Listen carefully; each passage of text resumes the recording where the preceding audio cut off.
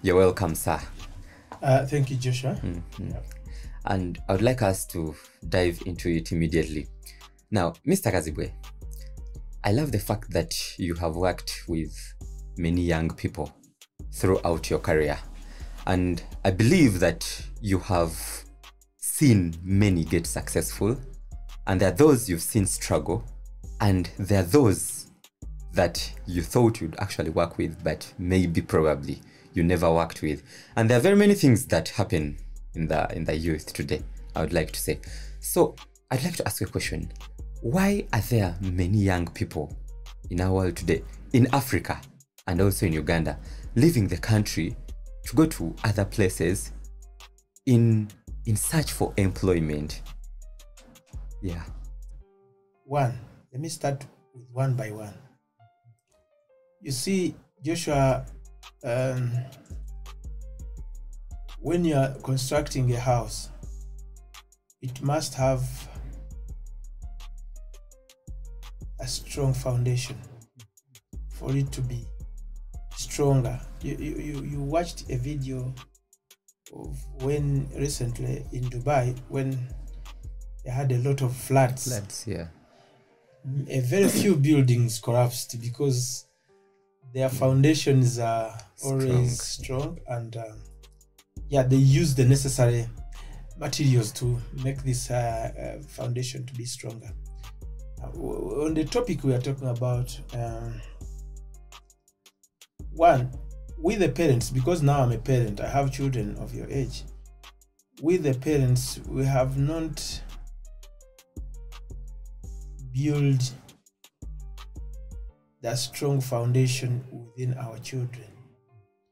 I cannot say the poor, the peasants in the village, the rich in Kampala or whatever, because all of us, we are at the same level. But when you look at the children of the rich, the children of the poor are now almost, for example, you find a poor man's child or a peasant's child from my village in Utambala there wants to show off by also pulling off his level of being a peasant's child to the level of the rich man's child.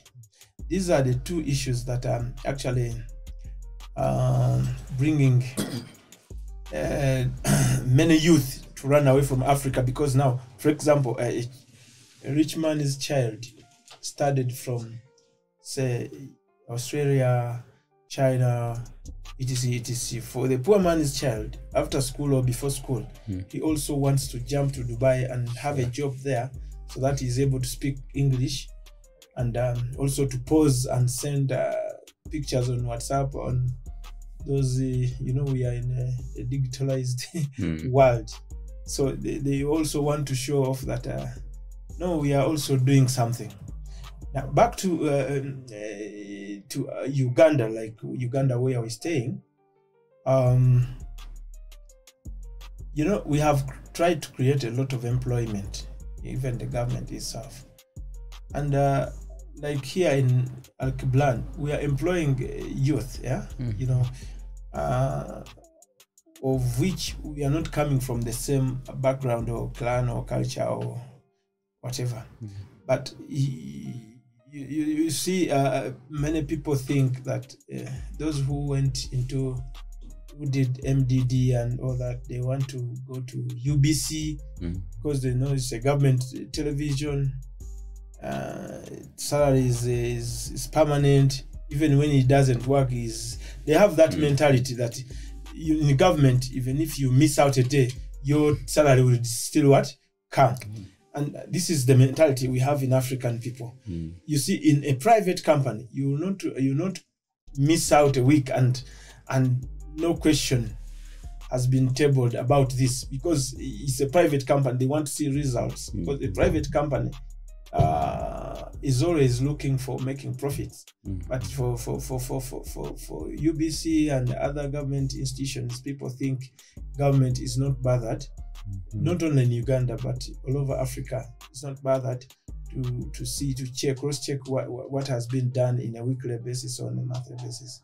So here is where actually we go wrong. We feel comfortable in government jobs, but then when we get to the private sector, we think they are over pushing us to overwork.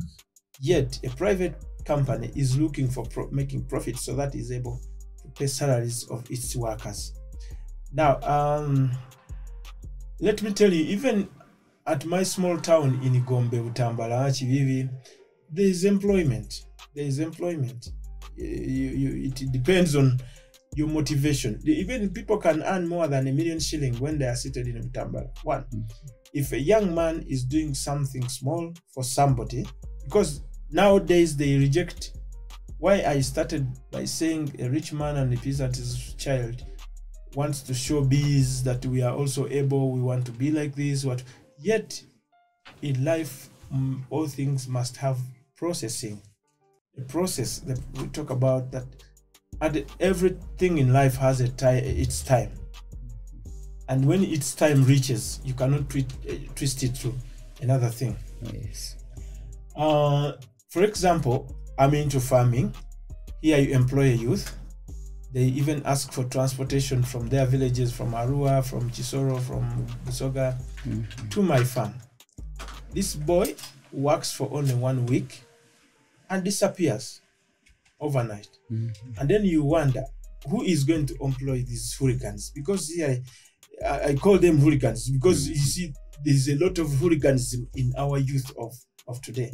What they think comes to their mind that now when you go to Kampala, you will steal someone's phone and get 100,000, you pay a rent of 20 and then you survive on the 80. Just taking care of the girls they meet, the girlfriends. So they will not think of, let me tell you, these things of not thinking of tomorrow is what is killing our youth today. Tomorrow, what do I mean in saying this? Tomorrow you never know. You might not be there, you might be there. But this tomorrow might even happen for 90 years. And then what will you tell the world? Like some of us, we never, like myself, I've never given up on anything I do in my life. You can see and you also see how I do my things. Even in great challenges, we keep moving, we keep moving. Not only me, but many things, even governments. Otherwise, you would find when they are stuck somewhere, they say, okay, we are closing the government. But life, we must keep what? Pushing on in difficult and happy moments. So, if we don't change the mentality of our children with the parents in Africa, we shall always think of, like yesterday I saw on television, there's something cool which was happening in Congo. Youth, young men were killed in this battle because they think only one thing is State House, White House, politics, White House. I would like to encourage our people in Africa, if we want to go to the next level, it shouldn't always be only one word politics.